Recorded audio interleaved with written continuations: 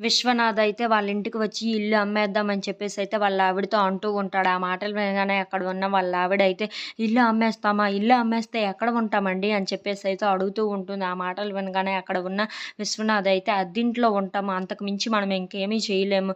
ఇల్లు అమ్మక తప్పదు" అని చెప్పేసి అయితే అంటూ ఉంటాడు. ఆ మాటలు వినగానే అక్కడ ఉన్న సత్య వాళ్ళ అమ్మ అయితే "మరి ఈ విషయం సత్యకు చెప్పకుండా ఎలాగండి?" అని చెప్పేసి అయితే అంటూ ఉంటుంది. ఆ మాటలు వినగానే అక్కడ ఉన్న విశ్వనాథ్ అయితే "ఈ విషయం సత్యకి ఎలాగైనా తెలియకూడదు" అని చెప్పేసైతే అంటూ ఉంటాడు. ఆ మాటలన్నీ అయితే సత్య వాళ్ళ చెల్లి వింటూ ఉంటారు. ఇంతలో అక్కడ ఉన్న సత్యని చూసి వాళ్ళ అమ్మ, వాళ్ళ నాన్న అయితే ఒక్కసారిగా షాక్ అయిపోతూ ఉంటారు.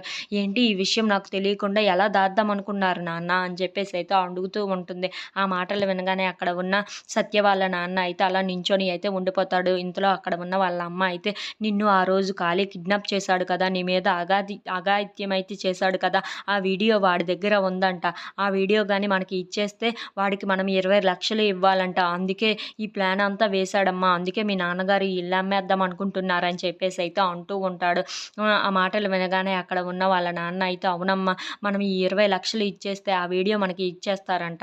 అందుకే మనం ఈ ఇల్లుని అమ్మేసి ఎలాగైనా ఆ వీడియోని తీసుకొని మన పరువుని నిలబెట్టుకోవాలని నేను అనుకుంటున్నాను. అందుకే దీనికి తోడ్పడ్డాను అని చెప్పేసైతే అంటూ ఉంటాడు. ఆ మాటలు వినగానే అక్కడ ఉన్న సత్య అయితే చాలా బాధపడుతూ వాళ్ళ అమ్మ, నాన్న వైపు అయితే చూస్తూ ఉండిపోతుంది.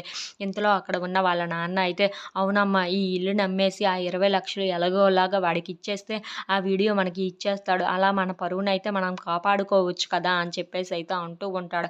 ఆ మాటలు వినగానే అక్కడ ఉన్న సత్య అయితే చాలా బాధపడుతూ ఉంటుంది. If you like this video please like, share and subscribe friends.